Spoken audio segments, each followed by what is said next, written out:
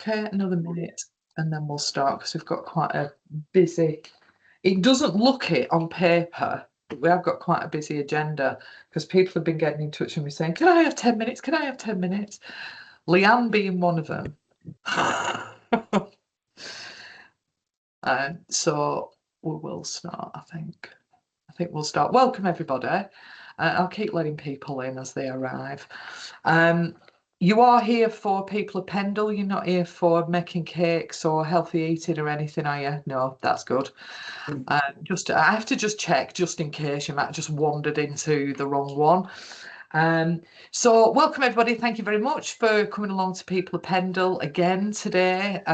It's a lovely sunny day, so I do appreciate you all being glued to your screens for an hour. We will, without further ado, we'll launch straight in, and I know Aaron's here from King's Trust. So Aaron, take it away. Hi everyone. Hopefully you can all hear me okay, and apologies if you've got background noise of the washer. It's like kicking off in my kitchen, so it's going a bit mental.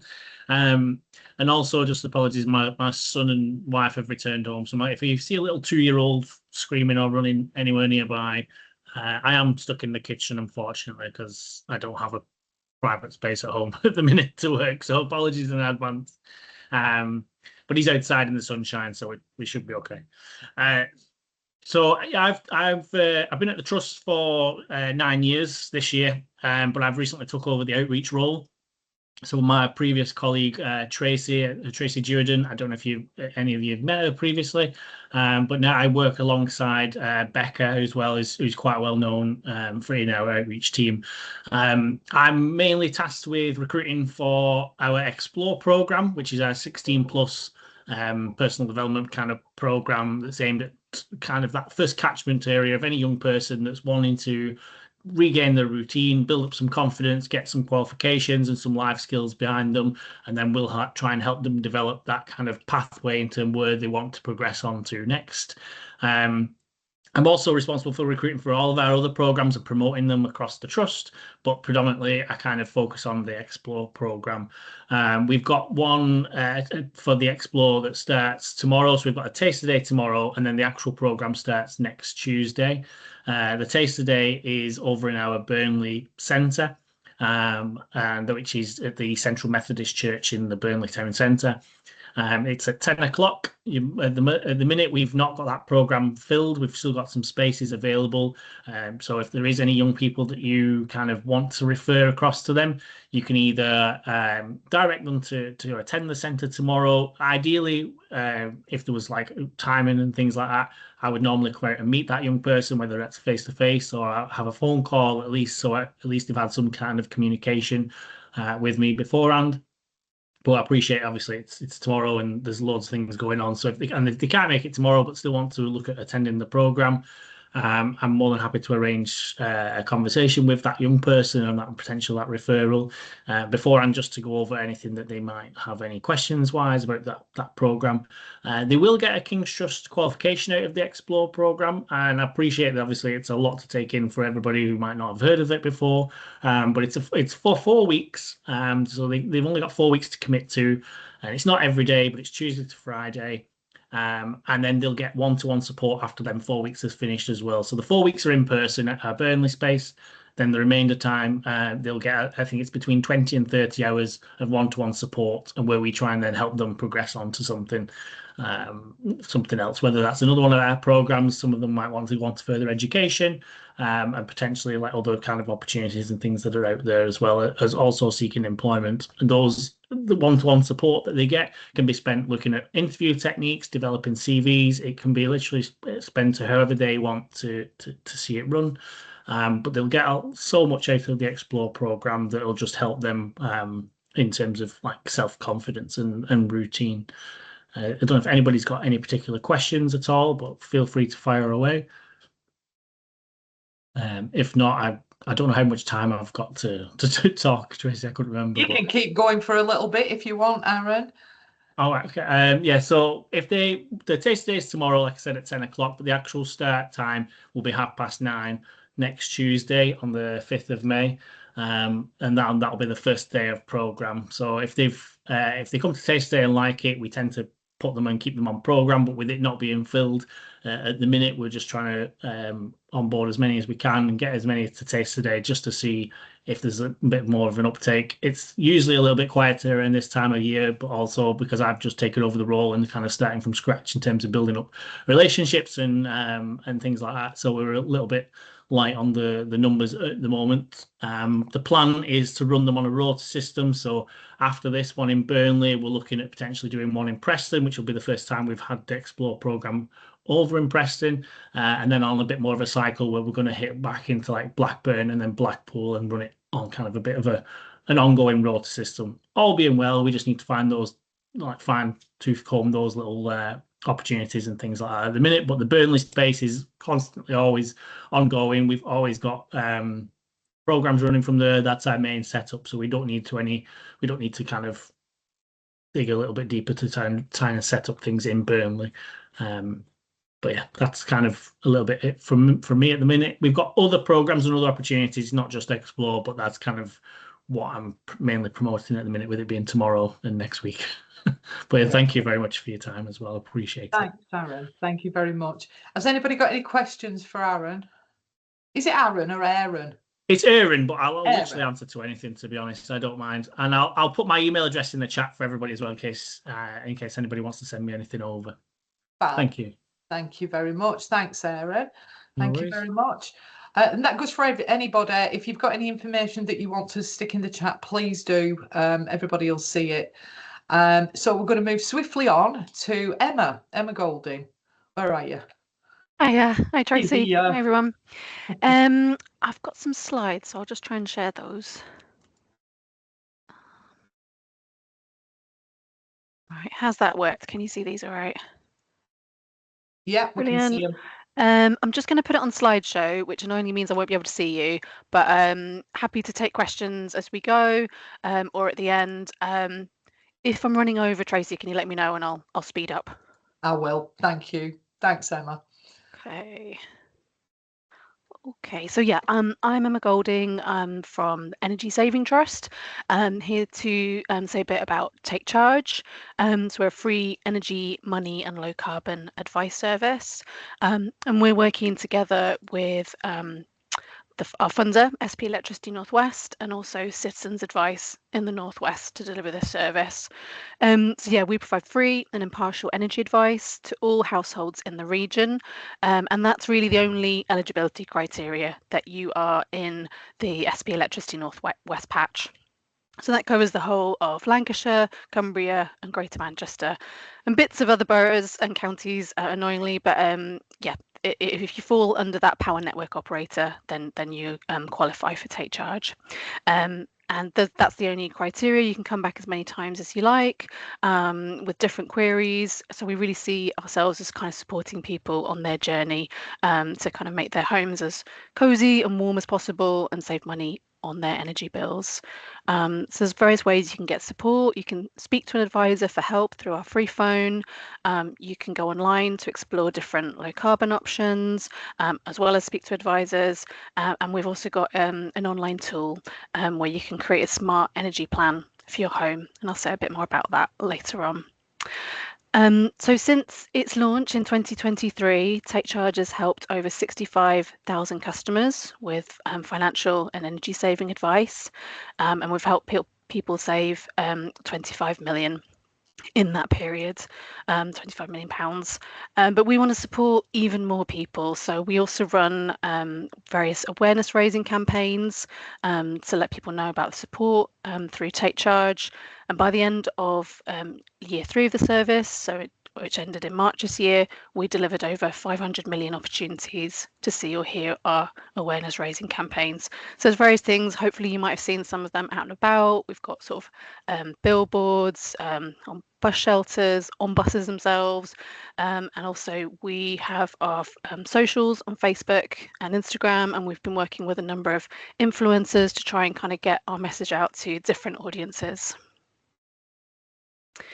So in terms of the support we provide, we can provide advice on energy efficiency, so kind of quick wins that can immediately save you money on your energy bills. We can also support with tariff switching, our advisors can help with advice on lower cost and also those larger scale measures at home, and then any funding that might be available for those. They can also support with energy debts and also with maximising income, so making sure that you're claiming any benefits you might be available you might be eligible for, and make sure you're getting as much income as possible. We can also support people in emergency situations, so including with fuel vouchers. I just wanted to briefly mention that online tool that I talked about. It's called HomeWise. So you can go onto our website and use this tool to create your own personalised home energy plan. So it's quick, it's free to use, and it will give you that initial kind of plan to kind of help you get over that initial sort of not knowing where to start issue. So it can, but you enter in some information about your home, and then it will help you understand the different measures that might be suitable for your property and your circumstances, and then come up with a customized plan to get you started. So to do it, you just need to answer a few questions about your home and your energy use, which will help the tool calculate fuel costs and then determine what improvements are suitable for your property. So it could advise on things like insulation to solar panels. It will give you an idea of the level of work involved, sort of what might be practical for your property, how it might affect its appearance. So then kind of move you on to those next steps. You can then customize it to match your budget and kind of your goals.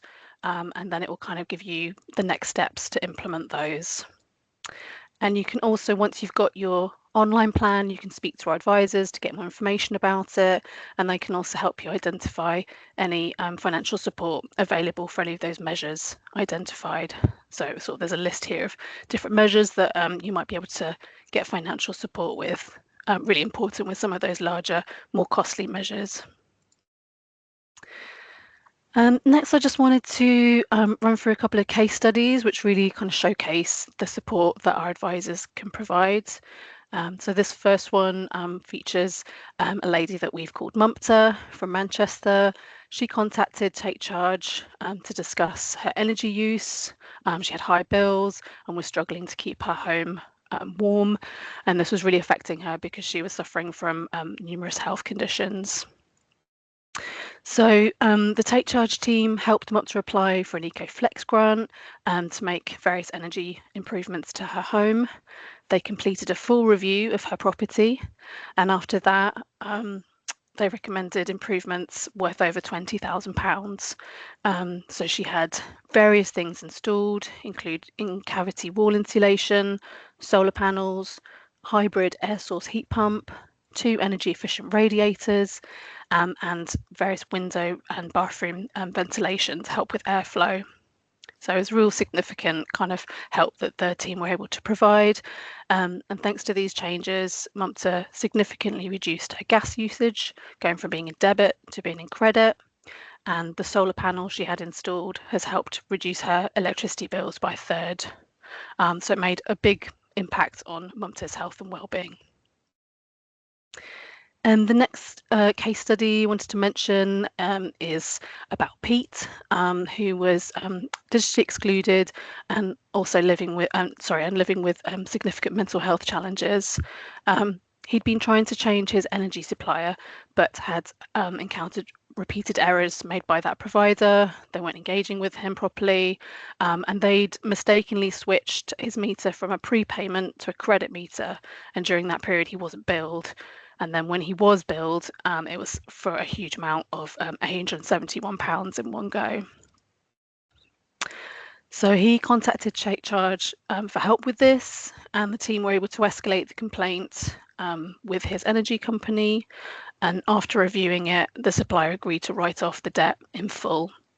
And then the Take Charge team also supported Peter to transfer to a new supplier of his choice, resulting in the fact that he now has much more manageable energy costs, no outstanding debt, and ultimately greater peace of mind. If I'm okay on time, the next thing I wanted to mention was the go low side of Take Charge. So this is where advisors can support with advice about low carbon technologies.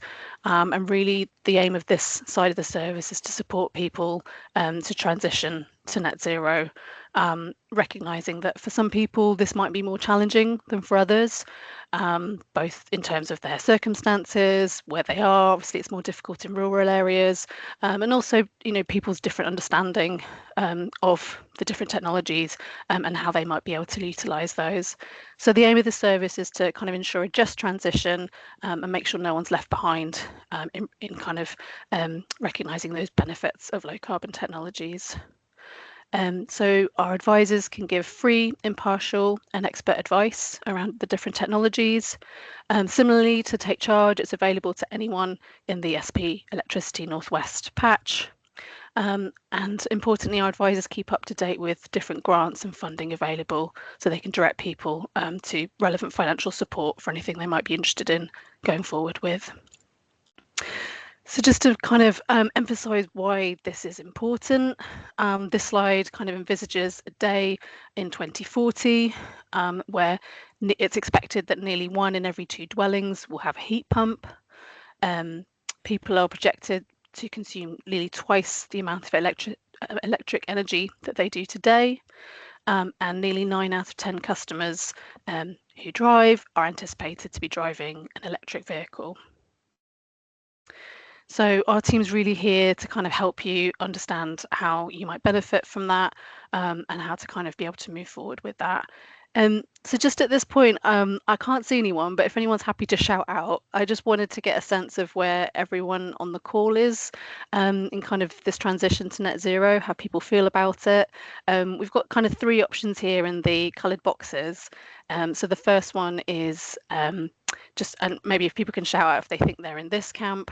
The first one's, I know very little about low carbon technologies and I'm not ready to make any changes. Does anyone kind of see themselves being there? Nobody answering, Emma. Okay, that's good news. Next one is, I know a bit about low carbon technologies and I'm thinking about changes I can make. Yeah, I think that's where I am. I'm there Yeah. as well. Brilliant. Yeah, so you probably know what's available, a bit about it, but yeah, it's kind of how do I get to the point where I'm ready to kind of make that step in adopting some of these. And then the last one is, I've done my research and I'm actively making changes, or I've already adopted some low carbon technologies. Is anyone kind of at this point? Yes. Oh, brilliant. Yeah, we've well, we had solar panels were already on the house when we bought it. That's a whole other issue. And we switched to an electric car last year as well. Oh, fantastic. And are you finding that it's useful, kind of the interaction between the electric vehicle and the solar panels? Is that kind of helping, or has that been tricky? Not hugely, because we have had so many issues trying to get the electric panels, so the solar panels, trying to get, for the feed-in tariffs.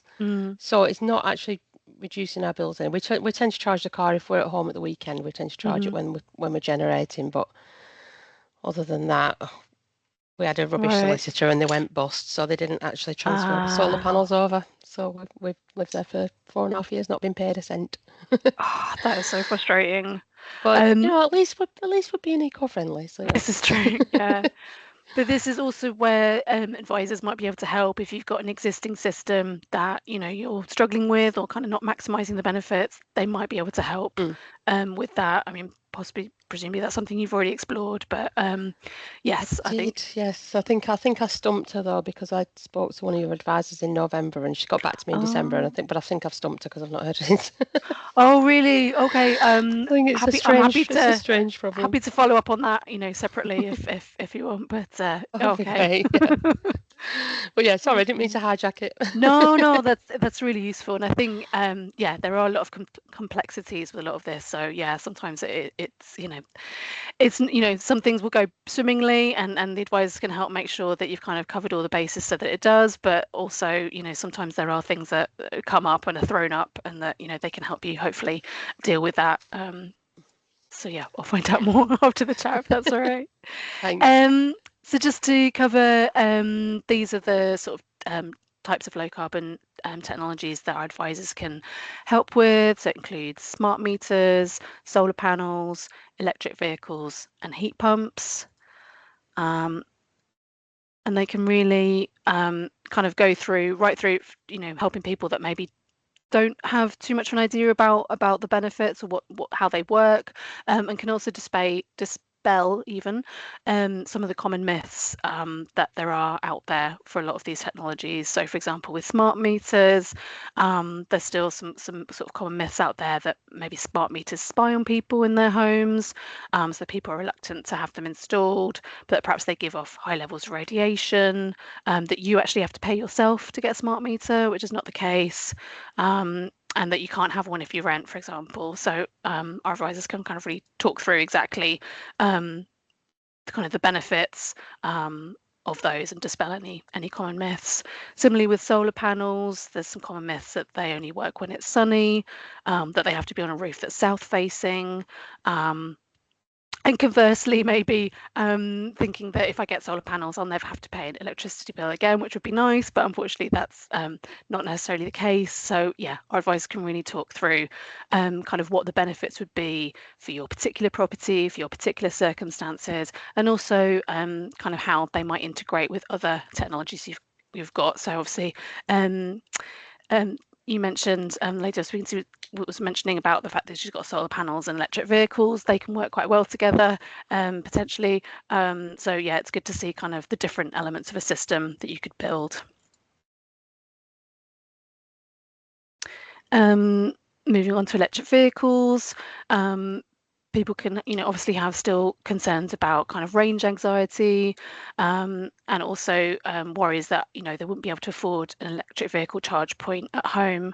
So this is where the advisors can help with identifying any sources of funding available for that. And lastly, heat pumps. There's kind of a lot of concerns around heat pumps out there, concerns that they don't work in cold weather, that they're only going to be good for new homes, that they're noisy, and obviously concerns that they don't heat as well as traditional gas boilers. So yeah, it's obviously really important to get advice on kind of the right technology for your property, the right size of heat pump, for example, what other things you need to consider in terms of the radiator size, etc., to make sure it's going to give the outcome that you want for your property. Emma, just a couple of minutes. Okay, I'll rattle through these last ones. Just briefly wanted to mention the RTS switch off, which you may have heard of. So this is basically phasing out of old technology, where RTS electricity meters are being switched off and a new system is coming online. So the RTS meters use a radio signal to tell some older electricity meters when to switch between peak and off-peak rates. So that's being phased out because it's no longer functional technology. So this started this sort of period, it's being phased across, and this started in June of last year. So if you have an RTS or someone you work with has an RTS electricity meter, it will need to be replaced. If you do have one, you should have been contacted by your energy supplier to talk about getting that replaced. But if you've got concerns, or if anyone's got concerns, they can talk to the Take Charge team about what they need to do to make sure that happens. And then lastly, just to whistle through how you can get in touch. Probably the first port of call is our website, the Take Charge websites, and then we've kind of got 2 free phone numbers, depending on whether you primarily want to speak to someone about money and energy advice, or speak to one of our low carbon advisors. And then also you can request a call back for advisors from either of those sides. So there's an online form that you can fill in to request a call back for yourself or a friend or family member, and you can also use that to make referrals as well. And then lastly, I just wanted to mention our extra care service. So that's run by SP Electricity Northwest to support vulnerable customers in a power cut. So they can provide some really vital support for people who might need a bit of extra help. So yeah, you can sign up through the website or phone up the Money and Energy Advice helpline to speak to an advisor and they can sign you up. And just we've got various resources like these thermometer cards, so please get in touch if you want any hard copies or digital copies. Our advisors love to come out to events, so if you've got any events where it would be appropriate for us to attend, please let me know. And also we are on social media. We've got a Facebook and Instagram page, so yeah, please follow and share any content you think might be helpful for anyone you work with. Very last thing, we're also running or about to run an 8-module series of online interactive jargon-free workshops on low carbon tech. So if anyone's interested, I can share details for how you can get on the wait list and then sign up. Right, sorry if I overran, but that's it from me. Thank you for listening. You didn't. Thank you, Emma. Has anybody got any questions for Emma? Stop sharing. I've stunned you all into silence. You've stunned them all into silence. Emma, did you say you were going to send the slides to me and I can send them out to? I will do, yeah, that'd be brilliant. Thanks. Brill, thank you very much. Oh, Leanne. This might sound like a really stupid question, but how would you know if you were on SP Electricity Northwest? If they're your power network operator. Yeah. I'll drop a little. What I tend to use is there's like something called a DNO checker, district network operator checker. So I can drop it in the chat and you can just put your postcode into there and it tells you who your power network operator is. So that's one quick way. Another is just to phone up and kind of give the advisor your address and they'll confirm whether or not you're in the patch, or they'll let you know whose patch you're in. I'm just thinking, I'm work for Pendleborough Council and I'm in charge of our community web page, and one of our web pages is about energy saving and keeping warm. So if we would pop on there organisations that support people with the type of initiatives that you are delivering. So even I was just thinking in terms of supporting people in the community, if they were digitally excluded, how would they know about you if they hadn't seen us online? I'm thinking, how do I share this information with people that really need to know about it? Yeah, absolutely. When I don't even know what provider I'm with myself. It sounds really silly, but I don't know. Yeah, you might not. Yeah, I agree. Well, we've got like I said, we've got hard copy resources, we've got leaflets, we've got those thermometer cards I sort of flashed up, so we can send some out of those to kind of display at community hubs and those kind of places. As I said, our advisors are more than happy to come out to give talks to any groups that might be interested, do any sort of pop-up and drop in sort of advice sessions. So I guess those would be some of the ways to reach. We're also kind of trying to send our posters out to GP surgeries, that kind of thing, to just really sort of spread the word about the support available. So happy to kind of speak to you after about different ways we could do that. Okay, I might drop you an email after and get you dressed off for Tracy. Thanks. Yeah, I'll drop my email in the chat now. Fabulous, thank you very much. Anybody else got any questions for Emma before I move on? No. Okay, fab. Thank you, Emma. Thanks very much. Thanks. Leanne, you're my next late comer. Oh, I'm like the bug that keeps coming back. You can't get rid of me every time. So there was two things. So last time I shared a little bit about our digital inclusion work that we're rolling out across Pendle over the next 12 months. We're calling them online face-to-face drop-in sessions because we feel like that's more customer friendly. So we are holding a drop-in session across 5 boroughs of Pendle, Colne, Briarfield, Nelson, Barnoldswick and Earby are the 5 core places that we are hitting over the 12 months. I do feel like it might be a little bit of a Pandora's box, so we might open the box and find that there's more need, which is fine. We have partners attending every event from DWP, Lancashire Adult Learning, Citizens Advice, Christians Against Poverty, Pendle Council, Ingeus, who are employment support as well. Obviously, wherever we're holding the event, there's also going to be a crisis support worker there. We're delivering them in the community. So we are the idea on family hubs. Sorry, Dawn, I missed you off there. The family hubs are attending as well. So all of those organisations are going to be ready waiting for people to just drop in who might need some help with basic online support. And it may be that they don't know how to download the NHS app, or they don't know how to access a council service online or benefits service online. The idea is that we're going to provide them with, we're going to bring council services or statutory services, community services to them. Hopefully they'll have a device and we'll be able to show them how to do what they're trying to do on their device. But if not, the agencies, everybody will have a device with them, a laptop, to be able to sit with somebody. Probably 15 to 20 minutes we're going to average out, and then if they need a follow-up appointment, whichever organisation that they've been sat with can book them up a follow-up appointment with, and we will be issuing everybody with a digital directory when they leave, so where they can continue to explore their digital journey in their own time, at home, at the library, on their tablet, on their laptop.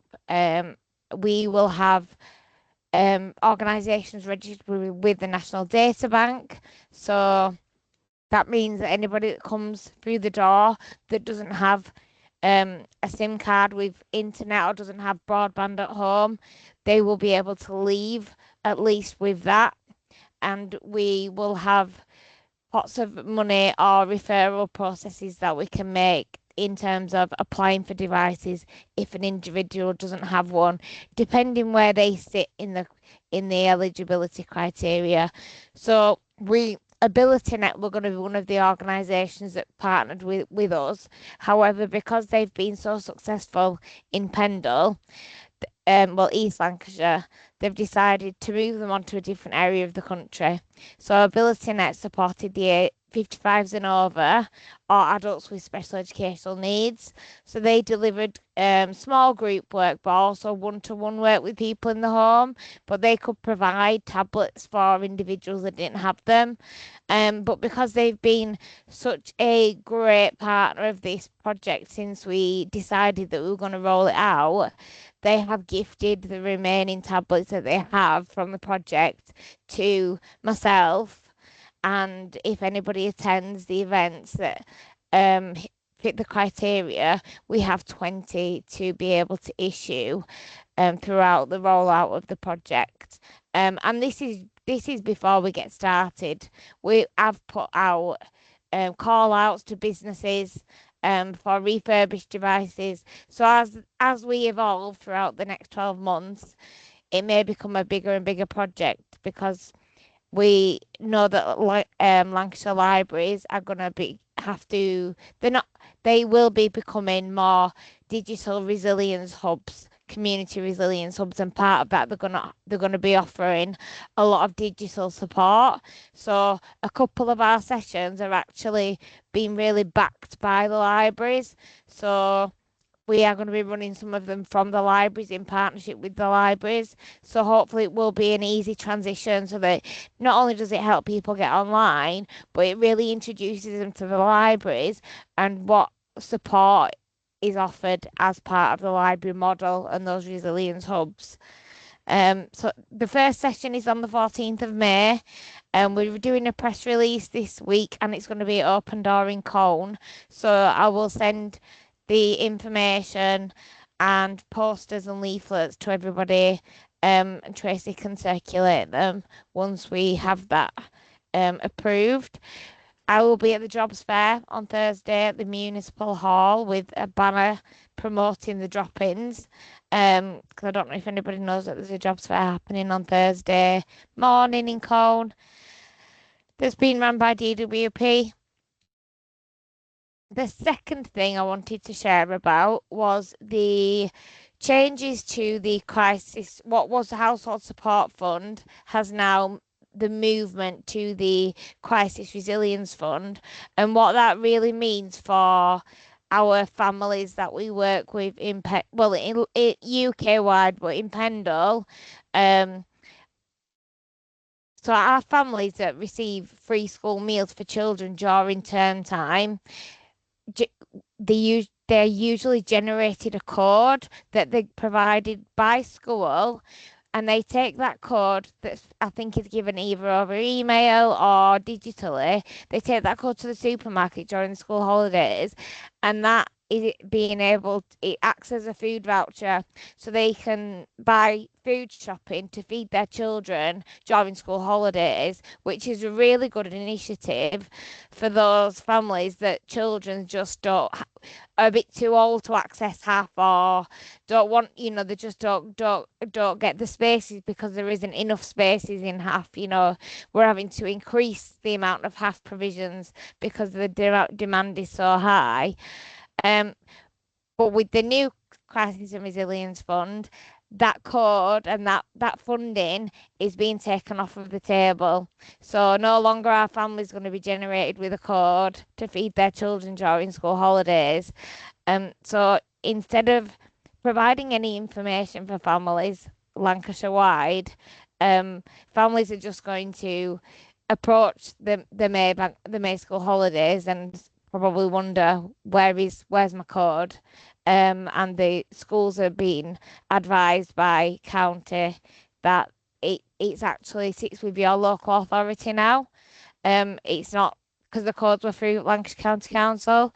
So what myself and Jill have done is try to get ahead of the game a little bit, because part of the Crisis and Resilience Fund is there is a pot of money that families can apply for during school holidays if they are in crisis, so they can get a crisis payment, but that will sit with Citizens Advice.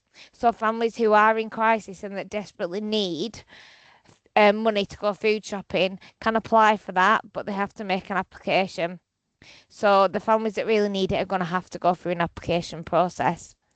And we don't know whether that site or that link is going to be live in time for the May bank holidays, or in time for us to get the message out there. So what I've done is worked with our comms team and produced a brochure that's going to be delivered through schools, and it's like just an A5 booklet, and it just celebrates all of the community food support provision that we have in Pendle for those families that come to Maybank holiday that really might be struggling. So it has on there all of the community cafes that have the pay it forward schemes on, or that do free food for children, or those that are struggling. It has the community groceries where people can maybe pay £5 or £6 and get a full week's food shop. It also has your food banks, the places that you can go and ask for a food parcel. Like your open doors, your career in the streets are always going to have a stock of food for families in need of the school holidays, but they also provide the cooked meals as well. So the brochure is really child friendly. It's really family friendly. It's definitely not something that looks like Pendleborough Council. I've had to jump through a few hoops basically to get this authorised, because I wanted I wanted it to reach families to let them know that we as Pendle feel like we have a duty, that we're not leaving you over these holidays with nothing, and that if you desperately are in need and you do need support to apply for a crisis payment, then we have a CRF email that people can contact us through, and we will help them through that crisis application. However, it's just a week through the school holidays at this point, so it might be that booklet might just be able to help them navigate through that first week. We then have a little bit of breathing space to be able to create something a little bit more robust for summer, because summer obviously is a longer period of time, so we need to really think about what that's going to look like for our families, what they're really going to need, and how we can manage that. I think we wanted to provide something really quick, just a little bit of support, and the way that we're managing to get it distributed is through the help of Gaynor and Julie. They've linked me in with the schools meetings, so I'm going to be sharing the material with the head teachers. So it's going to go direct to the schools. The schools can send it out in the whichever format they use, whether it be Dojo or different portal. The family hubs are going to send it out through their portals as well, and I really hope that it's going to reach the families that they know that are in crisis. Leanne, can you send it to me as well? Oh yeah, absolutely. I will do. It only got approved on Friday, so it's still having Jill's a CRF conference today, so I think there's a new logo that needs to go on it. So as soon as it's published, I'll make sure that we get it out to as many people as possible, because we just don't want to let those families. We don't want to be having our children go hungry, do we, over the school holidays? So yes, that's everything from me. Thank you so much for your time. Thanks, Leanne. Thank you. Has anybody got any questions for Leanne? Just before we move on? No, brilliant. So yeah, if you send that to me, Leanne, once it's ready, it's got all its logos on and everything. I know how it is. I've worked for a council. Everybody's got to have the logo on. It's got to look right. If you send it to me, we'll put it on the People of Pendle page, and we'll also publish it in our info share. So we're trying to hit as many people as possible. So thank you for that. Okay, next on the agenda is Pendle Leisure Trust. Vic, have you got any updates for us? I just put it on the off chance whether you did not. So I've not done my presenting. I've got some slides, so if I try and present it, let me know if you can see it. Oh, right, hang on, let me try and share it. I have sent it you. Let me just see if it'll let me share it.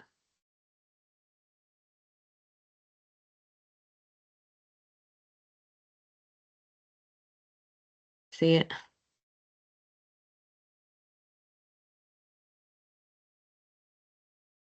Yes. Can you see that?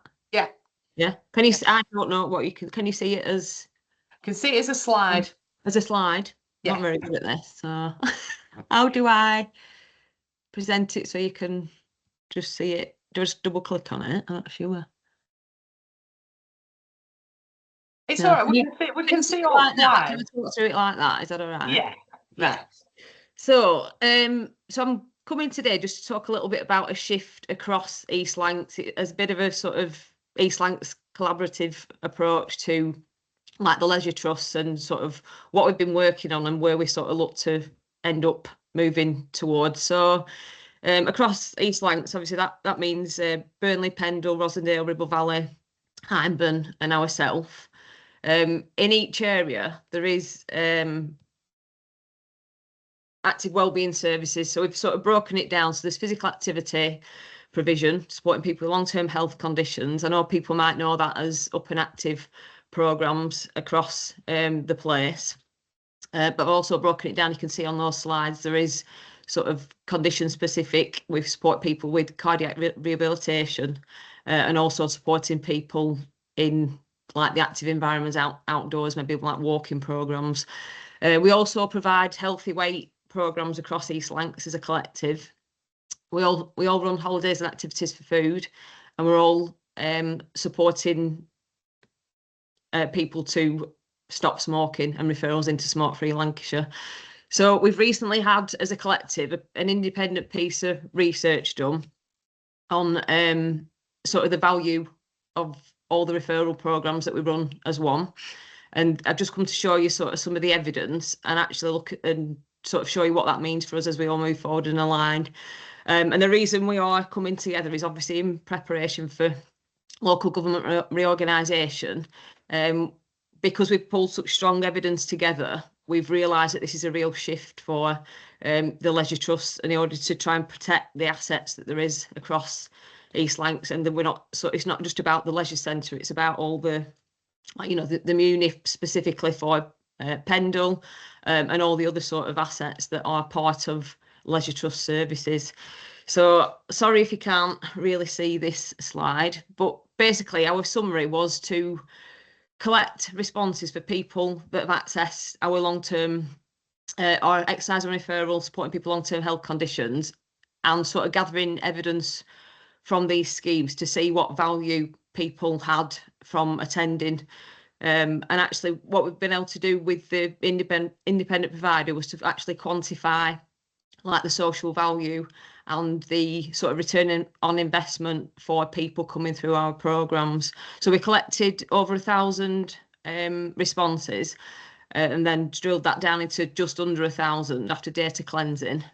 And we had 884 people accessing our programmes and 107 sort of waiting to join our programmes. So these were things like your physical activity, supported sessions, health coaching sessions, supported sessions basically within the Trust centres. So participants on the programme reported a higher life satisfaction, improved mental wellbeing and better health related quality of life scores, lower healthcare service use and less frequent loneliness than those on the waiting list. So just moving on, we measured personal wellbeing, mental wellbeing, physical health, physical activity levels, community cohesion and individual development. And actually as the independent provider worked through, it actually gave us some really, really good statistics to sort of learn from and sort of evidence impact.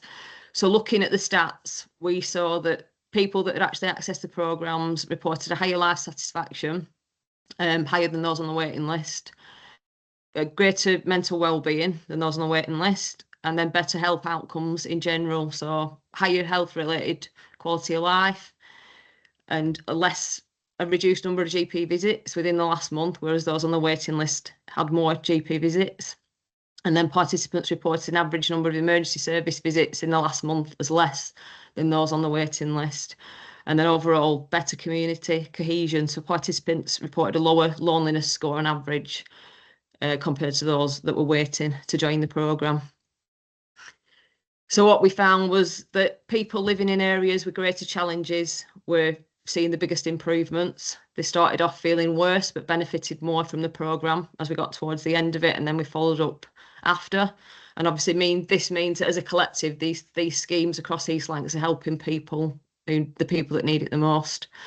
I've talked about obviously the life satisfaction there and the benefit from participating in the programmes. And this was based on people completing 7 or more sessions a week and attending sessions with qualified teams that supported them. And obviously the social element of the activity appears to have really high benefits over and above the non-supervised sessions. That was what was sort of keeping them coming back. So there was a couple of measures that I appreciate. I'm not going to go too much into detail on these, but it basically puts into context. It puts sort of value of money on people coming through the programme. So the WellBe it stands for a Wellbeing Adjusted Life Year. And it's something that the government use to measure how much better people feel about their lives, and it's what they use to measure. So the programme, people's life satisfaction improved by around 1.5 points compared to people who are on the waiting list. And when we use this method, this equates to about £26,500 per person in wellbeing. So put simply, this is sort of these schemes are having a noticeable effect on people, and the improvement is widely recognised as having a significant value. Next measure was the quality, and this is something that health teams will recognise. The NHS use this as a standard way of measuring improvements in health, and it looks at those points on feeling healthier, can people do more day to day, and do they have a better quality of life?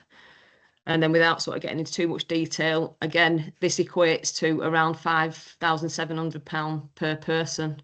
So based on the research that we had on the just under 1,000 people that we did, all these measures were sort of, that's how we quantified and put a value on there.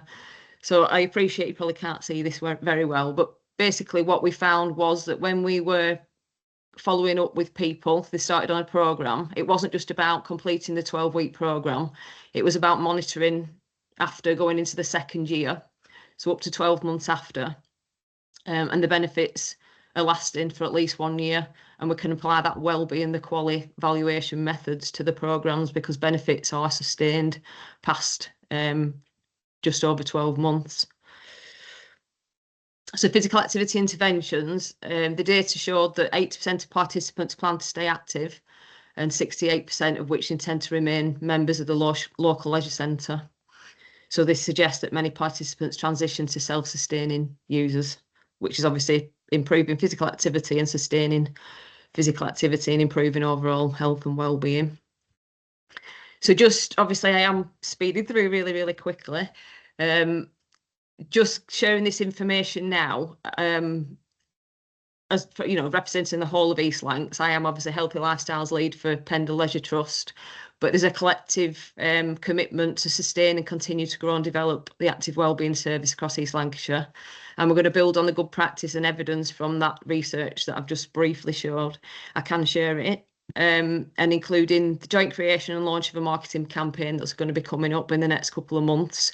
We're working as a collective with commissioners to evidence the impact of our programmes and basically to continue to evolve and provide what we need to as far as the service goes within a local area, in order to keep, as I said before, to protect our assets and the Leisure Trust, in order to keep sort of developing and expanding our programmes. We are skilling up all our teams within our Leisure Trusts to create wider pathways and sort of better routes for people to come through and feel supported, and enable sort of greater pathways with specialist populations to be created, so that we are supporting people hopefully through right across the life course, to be able to have pathways through for new mums, early years, older adults, frailty, those with long-term health conditions, and really sort of build on an active wellbeing service rather than sort of a leisure centre model. So working together in Pendle, obviously the Trust offers a wide range of health and wellbeing services. I know many of you all know, we've got the other assets such as the Muni, we've got the Good Life project in Nelson, Arts for Wellbeing projects we offer, all the up and active provision that I've mentioned, supporting HAF. There's a lot going on, and obviously our programmes continue to develop and will do and evolve to meet the needs of the local communities.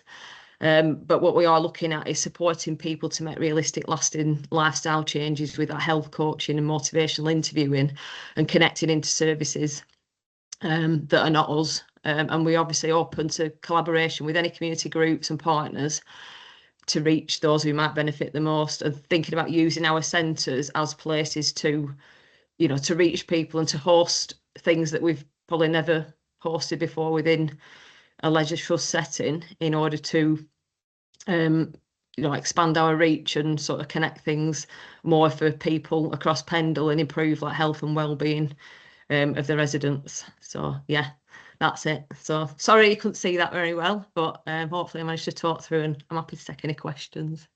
We could see it perfectly well. Can you see it? Yeah. Don't know. When you said, I don't think you could be able to see it. We could see it perfectly well. Maybe you couldn't see it, Vic. So can we have those slides, or are they just for internal use? Yeah. So I've shared them with you, but I didn't know whether you. Yeah, I've shared them with you though. I don't. Are we okay to put them on People of Pendle webpage? Yeah. Brill. Thanks, Vic. Right. Has anybody got any questions for Vic? Nope, you two have stunned them into silence. I would just want to say something, if that's okay. Yeah, crack on. I've been helping to look after my friend's 93-year-old mother who's had a stroke, and she's got the start of dementia, and over the last 12 months we've tried getting her involved in memory clinics and what day groups and things like that, and the only thing that has helped her is to become part of the up and active team and the feel good suite, and bringing her to the gym and to the balance classes. And I can't tell you, it's just completely revived her. She's 93 and you just wouldn't believe it. It's absolutely amazing what you do your team down there and what you're providing for that part of the community, that age group are really hidden. So I just wanted to give you some really positive feedback from just not a professional perspective, but more from like a personal side. It's just brilliant. Brought it back to life. Yeah. That's brilliant. Great. I'll also share, that's really good. And I think just the fact that you've just mentioned that there, we are running something called Melodies and Memories at the Muni, and it's happening once a month. And that basically has been running for a good 12 months. It basically brings people together. Particularly, we haven't said specifically for those suffering with dementia, but anyone that might be socially isolated, as long as they come in like with some support if a support is needed. But it's basically just a chance to be in that setting, have a bit of a dance, listen to some music, bit of interaction, and just a space to be able to, get out and move a little bit and socialise if they want to. So I'll share that as well if you haven't got that information, so that then Tracy, I know Lorna shared it previously, but I can share it again, just based on what you said, Leanne, because it might be something that lady's interested in. Fabulous. Thank you very much. Thanks, Vic. Thank you. Okay, time's cracking on. So I'm just going to ask, usually I will go around, for those of you that are new, I would go around everybody and ask them if they've got an update. But because we've had such fabulous speakers and there's been some really good stuff already shared, I'm just going to put a call out and say, if you've got anything to share, please put your hand up or shout at me or wave at me. And Caroline. Hiya. Might be a bit late notice for some people, but tomorrow we're having a coffee, cake and collaboration in Pendle, and it will be at the Nelson Family Hub, 1:30 to 3:30, and it's just a collaboration with for small groups and organisations in the area, and there'll be cake and coffee. So please come along if you can. Tracy will be there as well. My colleague Rebecca, who was with me, but she had to leave. So hopefully we'll see some of you there. Thanks. They've been really successful at the coffee cake. That's another meeting I got to. Coffee cake collaboration. And Caroline's sister makes the wonderful cakes involved. So so please do come along tomorrow. If you are a volunteer or a volunteer involving organisation, please do join us. It won't be serious if I'm anywhere near it. So yeah, I'm there all afternoon. So it'll just be a party. So Sarah, you didn't tell me that when you asked for a room. I'm going to take it back now. Yeah, I forgot to tell you, Caroline, I'm barred from most establishments. If anybody doesn't know where it is, Nelson Family Hub is also known as the Zone. It's on Leeds Road. Thank you. Thanks, Dawn. Yeah, I had to look it up. I know it's I didn't know it were at the Zone. I just thought, oh, Family Hub, and now we're going to Briarfield, and I thought, no, this is Nelson. I asked Caroline this morning, and she sent me a picture. I said, oh yeah, I know what that is. We like to change the names every so often, just keep people's on the toes. It is. It's and then we don't put the name on the front because that's just. Well, yeah, that'd be asking for trouble, wouldn't it? There's new branding on its way. It keeps changing before we can sound, but yeah, there is new branding on its way. Thanks, Dawn. Thank you, Sarah. Sorry. Just a very quick one. Lancashire Football Association are releasing some funding. It's inequalities funding for women and girls. Pendle have got around £5,000 to share amongst community groups, and it's all about engaging with ethnically diverse communities or those that are from disadvantaged groups to introduce them to football. So you don't necessarily have to put on a football session. It could be an alternative session, like some groups who had the previous funded did circuit training, but instead of using a medicine ball, they used a football. We've had like kickball rounders, bench ball. Just football might not be the hook for some women and girls, but an activity which includes a football could just be the start of something. So they're just going out to community groups, asking if you're working with any women and girls that might be interested. If you think this is something that you might like to apply for, the closing date is the 20th of May. So it's quite a short turnaround, but I can send the application out. So I'll pop my email in the chat, and if anyone's interested, drop me a message. Fab. Thank you, Sarah. Thank you very much. Leanne, really quickly, because we're really short of time. I just wondered, Sarah, are you on the Pendle Health Outcomes WhatsApp group? Because it'd be really good to share that on there for the community I think groups. I was, but I think it might have been changed when I was on mat leave, because the Okay. group I'm in, I don't think anything's coming through anymore. I don't know if there's been another group set up, so I'll email you the details all right, because yeah, thanks. we changed it over. All right, that's fine. Thank you, Fab. Dawn, you're on mute. I'm taking it off. Yeah, it's just a quick one. Next, I know we've got a meeting tomorrow at Nelson Family Hub, which is your volunteering meeting, but next Tuesday we also have our, not Tuesday, 12th of May, not this Tuesday, Tuesday after, we've got our Family Hubs meeting, which is also at the same venue. I know there's a lot of familiar faces on here. I know a lot of people are already in the Family Hubs network, but if there's anybody that wants to attend, there'll be lots of other professionals there. It's quite an interesting meeting. It's 1:30 till 2:30 on Tuesday, the 12th of May. So if anybody does want to attend, just let me know. I'll put my email address in the chat now, or I'll put our Pendle Family Hub one in the chat. Fab. Thank you, Dawn. Thank you very much. Anybody else got any updates just before I give a couple of mine? I'll be really quick because we're 1 minute away from 3 o'clock according to my computer clock here. We've got we will have a couple of funding streams opening.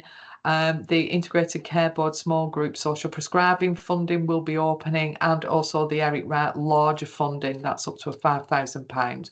So both of these funds are for voluntary, community and faith groups that have a turnover of, the one for Eric Wright is less as a turnover of £50,000. The one for RCB is a turnover of less than £150,000, and you can apply for £5,000 from each fund. You can apply for both. There's no, there's no saying that you can't apply for both funds. But please don't apply for the same project. Otherwise it just won't work. And the panel members will be drawn from representatives. So if you're interested and you are from a volunteer involving group and you're interested in sitting on our panels, I'm going to put the group support email in the chat. Please do get in touch and please let us know. We're also we're talking about reviving our working group that looked at our processes and it was our application process for the funding. We want to get the group together again to look at our monitoring evaluation process and some other processes that we want to introduce, but we don't want to do it without some co-design and co-production from volunteer involving groups as well. So that's me done. We are bob on 3 o'clock according to my clock here. Thank you so much for being so engaged and so engaging. I'm going to try and type and talk at the same time, which doesn't always bode well. See, I have to stop. So that's the group support email address. Hopefully it's gone in there. Maybe not. The group support email address for any funding, any group support needs, and please do come along tomorrow if you can. Thank you very much. Thank you all for being. Sorry. Yes. Is it two S's in the middle of group support? Is no, it one S. One S. Right. Yes, group support. Yeah. Okay. Caroline, thank you. You're a lifesaver. Caroline's gonna put the email address in the chat for me. Thank you very much. Thank you all for being so engaged and so engaging. If you want to speak, if you want your 10 minutes, please do get in touch. Please don't drop on me at the last minute because there might be other speakers ahead of you. And I would like everybody to have a chance to share all of their stuff as well. So thank you, all the speakers. Thank you very much. It's been really interesting. And have a lovely afternoon, everybody. Thank you very much. Take care. See you next month. Thank you. Thank you. Bye. Bye. Bye. Thank you.